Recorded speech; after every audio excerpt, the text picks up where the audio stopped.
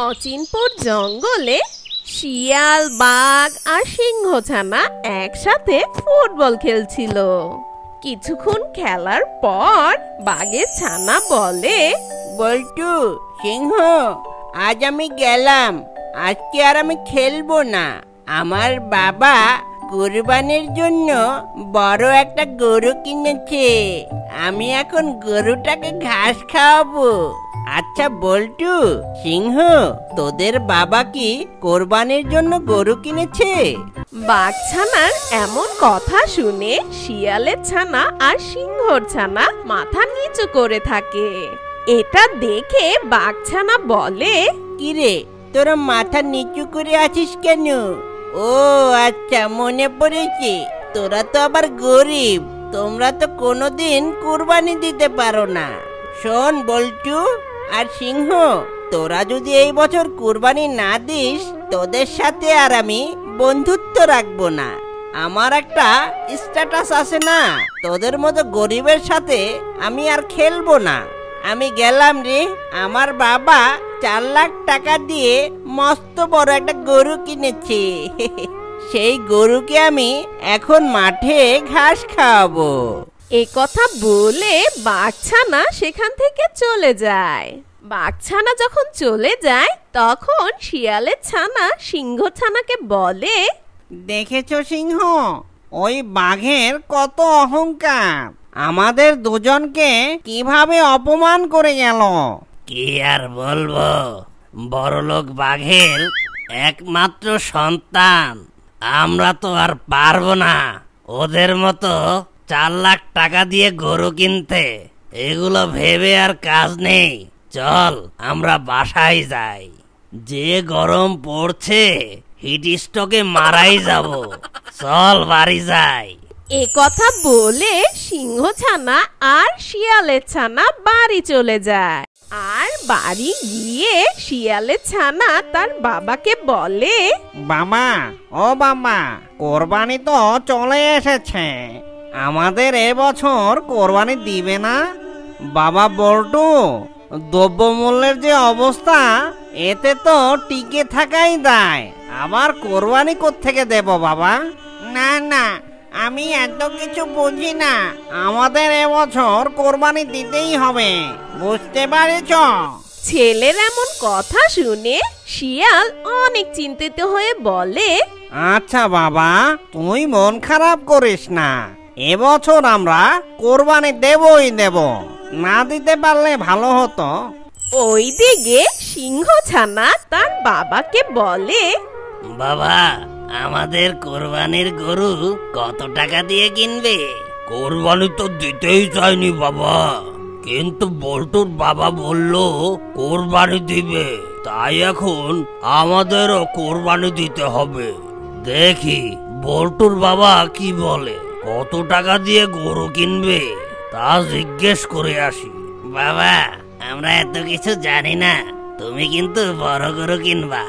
এ কথা বলে সিংহ ছানা বাড়ি থেকে চলে যায়। আর কিছুক্ষণ পর সিংহ আর শিয়াল একসাথে একটি গাছের নিচে দাঁড়িয়ে কথা বলছিল। সিংহ ভাই, বল্টু খুব জোরাজোরি করছে কোরবানি দেওয়ার জন্য, কিন্তু তুমি তো সবই জানো, কি থেকে যে কি করব। শিয়াল ভাই, আমার বাচ্চাও আমাকে বলল বড় গরু কোরবানি দিতে হবে।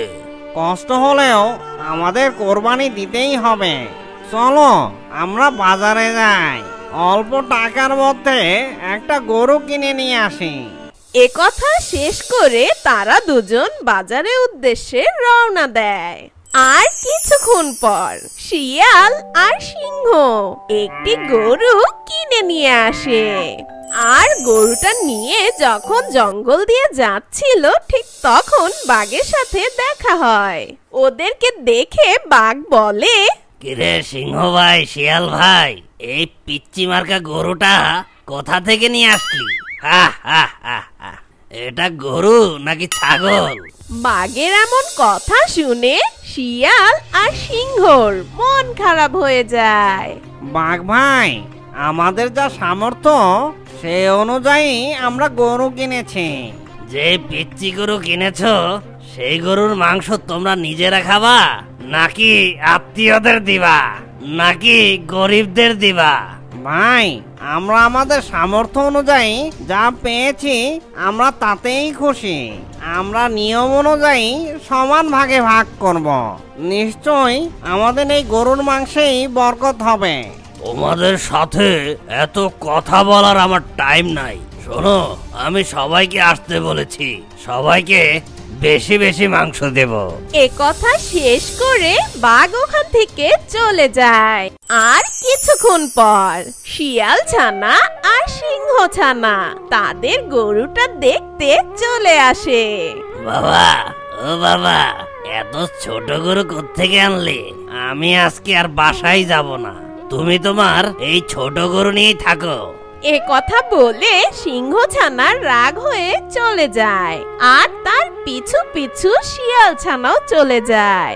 তখন ওরা দুজন জঙ্গলের মাঝে গিয়ে সিংহ ছানা শিয়াল ছানাকে বলে, দেখেছো বল্টু, বাবাকে এত করে বললাম বড় একটা গরু কিনতে, তা না কিনে একটা ছোট গরু কোত্থেকে ধরে নিয়ে এসেছে। আমি আর বাড়ি যাব না। দেখো, বাঘছানা আমাদের সাথে আর কথাই বলবে না। শোন সিংহ, আমাদের বাবারা যা ইনকাম করে তা দিয়ে তো সংসার চালানোই যায় না, তাও আমাদের কথা শুনে আমাদের আবদারটা রাখতে গিয়ে এই গরুটা কিনে নিয়ে এসেছে। এতেই আমরা মহা খুশি। দেখো, একদিন আমরাও বড় গরু কিনতে পারবো। এখন চল বাসায় যাই, এখানে রাগ করে থেকে কোনো কাজ নেই। এরপর শিয়াল ছানা আর সিংহ ছানা বাসায় চলে যায়। আর ওই দিকে বাঘ তার বাড়ি বসে বলে, কাল তো কোরবানি, এখন গিয়ে দেখি আমার গরুটা কেমন আছে। এ কথা বলে বাঘ তার গরুটাকে দেখতে যায়। বাঘ যখন গরুটাকে দেখতে গেল, সে দেখতে পায় তার গরুটা আর বেঁচে নেই। এই দেখে বাঘের চোখ ছানা বড় হয়ে যায় আর বাঘ চিৎকার দেয়, বাবা বাঘু, হায় হায় রে, কি হয়ে গেল আমার? কে কোথায় আছিস? এদিকে আয়, আমাদের 4 লাখ টাকার গরুটা তো মারা গেছে। এ কথা বলতে না বলতেই বাঘ হার্ট অ্যাটাক করে ওখানেই পড়ে যায়। বল্টুর মা! সেই সময় বাঘছানা সেখানে চলে আসে আর এসে দেখে বাঘ মাটিতে পড়ে আছে। এই দেখে তার ছানা বলে, বাবা, ও বাবা, তোমার কি হয়ে গেল বাবা? এই বলে বাঘছানাও কান্না শুরু করে। বাবারে, আমি আর বাঁচবো না, আমি তোকে বড় করে যেতে পারলাম না রে বাবা। এ কথা শেষ করতে না করতে বাঘ সেখানে মারা যায়। ও বাবা, বাবা গো, তোমার কি হয়ে গেল বাবা? আমার বাবা নেই, মারা গেছে। এই দেখে বাঘছানা কি করবে বুঝতে পারছিল না। কোনো উপায় না পেয়ে বাঘছানা দৌড়াতে দৌড়াতে সিংহের বাড়ি যায়। সিংহের বাড়ি গিয়ে বাঘছানা বলে, সিংহ চাচ্চু, ও সিংহ চাচ্চু, আমার বাবার কথা বলছে না চাচ্চু, তুমি আমার সাথে এখনই চলো চাচ্চু। আরে বাবা, আমার তো একটা কাজ আছে, আমার তাড়াতাড়ি সেখানে যেতে হবে, তুমি অন্য কোথাও যাও। সিংহর এ কথা শুনে বাঘছানা কান্না করতে করতে শিয়ালের বাড়ি চলে যায়। শিয়ালের বাড়ি যেতে না যেতেই শিয়াল বাঘছানাকে দেখে বলে, বাবা, তুমি এখানে কেন? আর তুমি কান্না করছো কেন? শিয়াল চাচ্চু, ও শিয়াল চাচ্চু, আমার বাবা আর কথা বলছে না, তুমি আমার সাথে চলো না প্লিজ। এ কি বলছো বাবু? তাড়াতাড়ি চলো। এ কথা বলে ওরা দুজন রওনা দেয় বাঘের বাসার উদ্দেশ্যে। আর বাঘের কাছে গিয়ে শিয়াল বলে, বাঘ ভাই, ও বাঘ ভাই, তোমার কি হয়েছে? শিয়াল হাত দিতে না দিতে দেখে বাঘটি মারা গেছে আর তার নিথর দেহ পড়ে আছে। এই দেখে শিয়াল বাঘছানাকে বলে, বাবু, তোমার বাবা আর বেঁচে নেই, এ কথা শুনে বাঘছানা অনেক কান্না শুরু করে। হ্যাঁ, কি বলছো? আমার বাবা আর বেঁচে নেই? আমার বাবার কথা বলবে না? আমি কাকে বাবা বলে ডাকবো? বাবা, উঠো বাবা। বাবু, তুমি কান্না করো না। তোমার বাবা অহংকারী ছিল, তাই হয়তো সে তার শাস্তি পেয়েছে। তাই কখনো অহংকার করবে না। অহংকারকারীকে আল্লাহ তাআলা ভালোবাসেন না। অহংকার পতনের মূল। বুঝেছো বাবা? তুমি আর কান্না করো না। এখন থেকে আমি তোমার বাবা। বুঝতে পেরেছো?